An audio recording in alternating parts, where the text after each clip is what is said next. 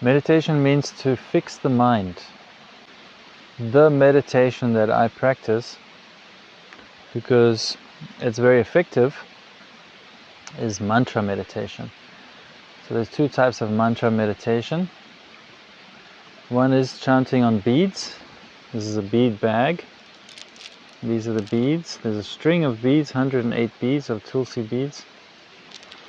And together with that you have a counting bead.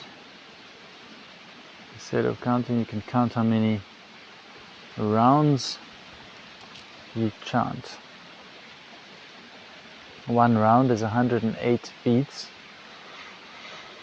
And so you count the beads, you count the mantras that you chant, and for each bead you chant one mantra. So in this case we're chanting the Hare Krishna Maha Mantra. Hare Krishna, Krishna Krishna, Hare Hare. Hare Rama, Rama Rama, Hare Hare. Then you move to the next bead. Hare Krishna, and so on.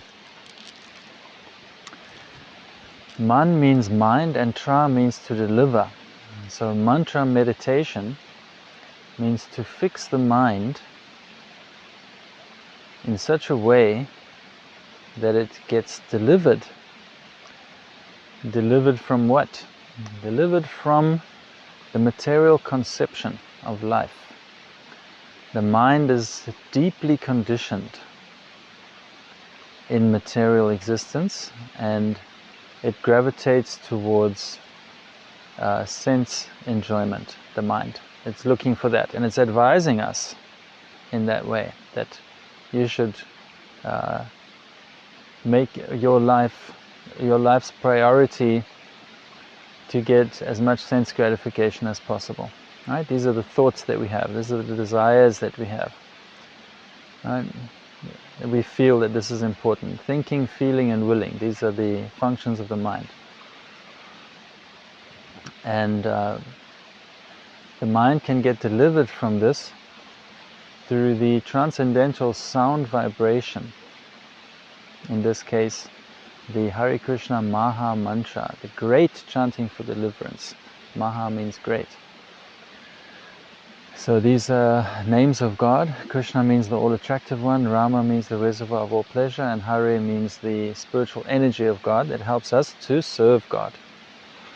Instead of serving our senses, Godas, we can become a servant of God and become a master of our senses, using the senses in the service of God. So this starts with the tongue and the ears, chanting the name of God and listening with our ears. Hare Krishna, Krishna Krishna, Hare Hare, Hare Rama, Rama Rama, Hare Hare. Like that. And this we do every day. I do it around 2 hours a day, chanting 16 rounds. And one round is, as we said, 108 beads. So it takes about 2 hours. Ideally you do it in the morning. The morning is the best time of the day. Now it's evening, I'm doing some rounds and chanting some extra rounds in the evening. I've done my 16 rounds already today.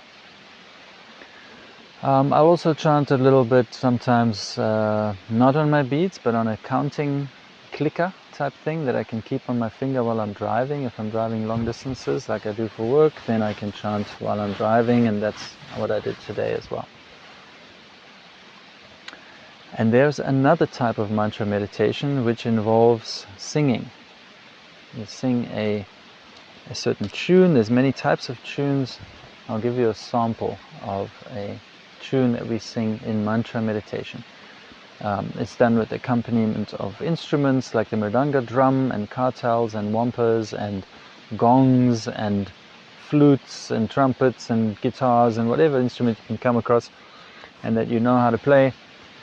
But typically drums, bongo drums, but typically also the mridanga, that's the traditional drum, two-sided drum, one is the bass, one is the treble. And kartals to keep a 3-beat or a 2-beat or a double beat. And harmonium or accordion, something to that effect. So if we don't have any of that, like now, we will just use our hands to clap in a 3-beat. So, Hare Krishna, Hare Krishna, Krishna Krishna, Hare Hare, Hare Rama, Hare Rama, Rama Rama, Hare Hare. So that's the first part of the tune. And then you would typically go to the next part. And the next part, some have 3 parts, some have 2 parts, some have more parts. And there's dancing involved, and it's very lively. So we're just doing it in a chilled way. The beginning of the kirtan would be slow, and then it would slowly get faster. I'll put a link in the description so you can check out a nice kirtan, how it builds up and how kind of fired up it gets. So the next part of that tune is Hare Krishna, Hare Krishna, Krishna Krishna, Hare Hare, Hare Rama, Hare Rama, Rama Rama, Hare Hare. So each tune, each part of the tune you'd sing a bunch of times, a couple of times, however many times you want to. Sometimes the kirtan is an hour long, 2 hours long.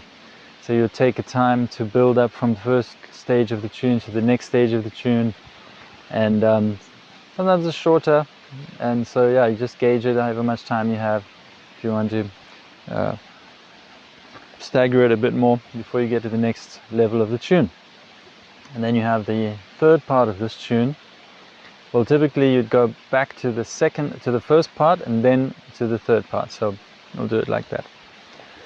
Hare Krishna, Hare Krishna, Krishna Krishna, Hare Hare, Hare Rama, Hare Rama, Rama Rama, Hare Hare, Hare Krishna, Hare Krishna, Krishna Krishna, Hare Hare, Hare Rama, Hare Rama, Rama Rama, Hare Hare.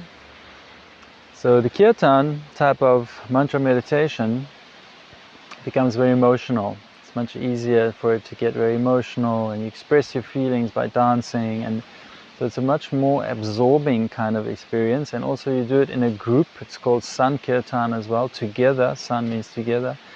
So one person will typically lead the chanting, and the rest will follow the chanting. There's a leader who decides when to change the tune and so forth, and then everyone else follows. So if you have a crowd of like 50 people, 100 people, 200 people, 300 people, everybody joining in unison and repeating the mantra, it is a very nice call for mercy to the Lord, and doing it in such a unified way as a group, that group appeal to the Lord then is much more effective than if we do it by ourselves. And so one can make incredible progress. It is said a family that prays together stays together, and also that a family that dances together advances together. So in the kirtan you can make even more spiritual advancement, being much more absorbed and having the benefit of getting the mercy from the Lord through the mercy of all the devotees that are there, that are present, that are helping to appeal to the Lord. So the Sankirtan, the Kirtan, the group chanting with the song, with the singing and so on, that is done every Sunday. It's done every morning in the temples, but Not everyone has the opportunity to be part of that all the time, whereas the japa you do every day on a daily basis. So we look forward to the festival times, to the special days where we can have kirtan together, and in the meantime we chant our japa as a personal meditation to free our mind from the material conception of life, free our mind from the ignorance, reconnect with our eternal spiritual nature, reawaken our relationship with God, and in this way be very happy.